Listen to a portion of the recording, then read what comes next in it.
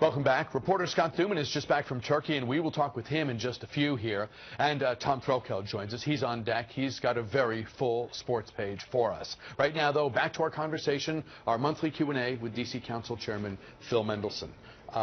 Talking about crime, talking about Metro, we'll probably return to both of those. Let me ask you about something else, though, in the transit area.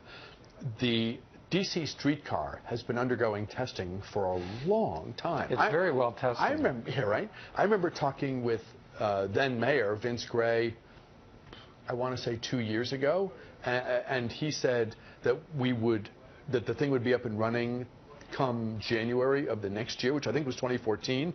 Well, we're closer to 2016. Correct. What's going on? It's a mystery.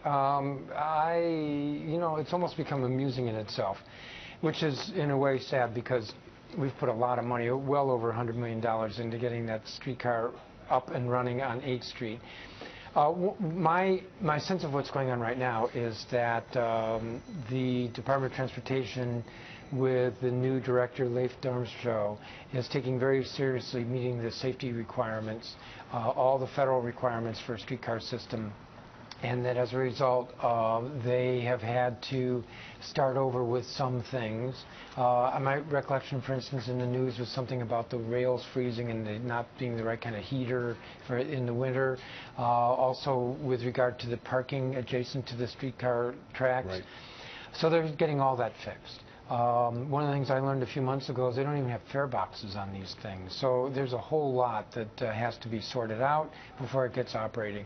I am hopeful that it will be operating. I make no promises when.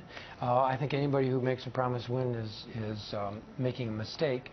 I think, though, that we want to see it up and operating and see how successful it is. In your mind, and in terms of your colleagues on the council who at some point in the future will make decisions about whether streetcar can be a significant addition to our transit system in other parts of the city, can you sort of quarantine this and say, man, this is not going as planned, but you know what, we're going to learn from this, and when we put it up on K Street or in Southwest or what have you, things are going to run much more smoothly. So there will be significant lessons learned. Or do you take this situation and say, let's put the brakes on the whole thing, maybe we should just run buses, or maybe just do other things. This is too expensive and too fraught with problems.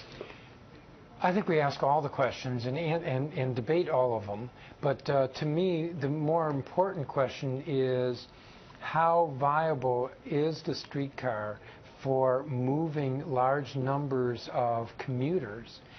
In my view, that's the most important question. And it may be that the H Street line is really more about just creating a unique ambiance around H Street Northeast. That may be all it is, a little bit like the streetcar in San Francisco, and that it's not viable. So let's, in terms of commuter But what transit, do you take away from this? This is a long delay. Well, it was badly handled, and we knew it was badly handled 4 or 5 years ago. You know, the streetcars were purchased by subterfuge through a WMATA contract so that it never came to the council for disclosure back around 2007. 2006, sometime around then. Nothing came to the council for approval until 2010. The streetcars had already been laid through a street resurfacing contract that was nothing about the streetcar tracks.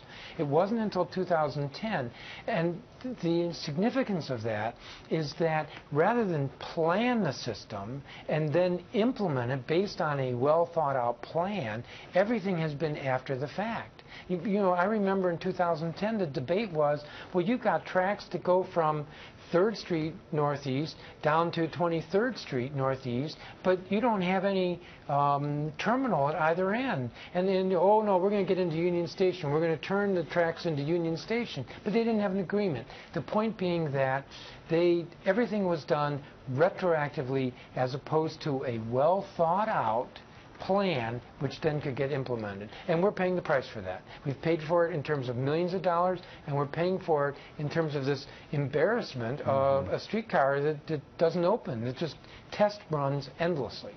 When do you think Metro has a new general manager? I don't know, but I hope it's this year. They only in the last month I think it was in the last month, maybe 6 weeks ago, put out for restarting the process of hiring a general manager. I'm hopeful that it is this year.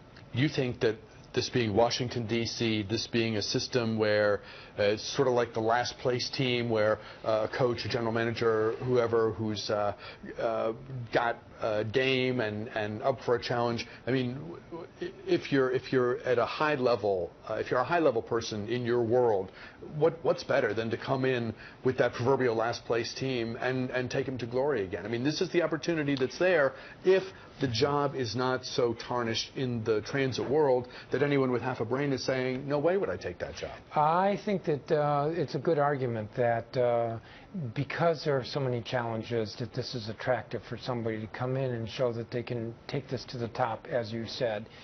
You know, what would be discouraging is if you've got 3 jurisdictions that are adamant about not funding it, that the 3 jurisdictions don't get along, and that's just not the case here. You've got Maryland, Virginia, the district, and the federal government that have been supportive over the years and continue to be supportive. We have a public transit system that is greatly, greatly needed in this region, and all that speaks to the good. And you're deep into the COG, Council of Governments Yes. world. You know that even though there are political boundaries between Maryland and D.C. and Virginia, that our leaders across the region are in communication with one another all the time. There seem to be really good relationships there. We know we need someone new at Metro. It would be nice to get them there yesterday. Why don't these people get in a room and whatever their differences, work it out for God's sakes already and get the new person in here, unless, as I keep saying, it's now a point where the thing is so discredited in the transit world that a C-level person is all you can get, and you're just kind of waiting until the right resume hits the inbox. Well, I don't think it's so discredited, and again, I think the challenges are appealing, and I think that the track record of support from the jurisdictions is appealing.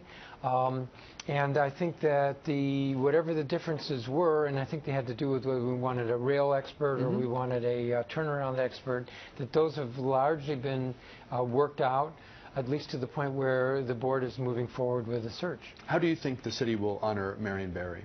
I know that's being the discussion of that is ramping up.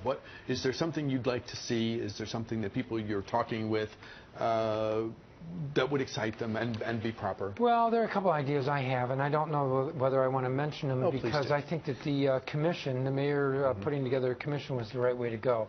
After Marion passed, there were a lot of different suggestions that were put out there, and it was kind of like, well, do we name this or name that, or we do however many ideas there were. Having a commission to sift through this and come up with a recommendation, I think the mayor's idea was the right idea. I don't know what the best thing is, and I don't want to influence the commission. Fair enough. We'll get your thoughts on what they come up with when there's something to talk about. Yes. Phil Mendelson is chairman of the District of Columbia Council. We see you every month. We appreciate your time each time, and we'll look for you in October, I guess. It's already September. That's correct. Thanks very much for your time. We will talk with you again. When we return, we'll talk national politics with our man, senior political reporter Scott Tillman.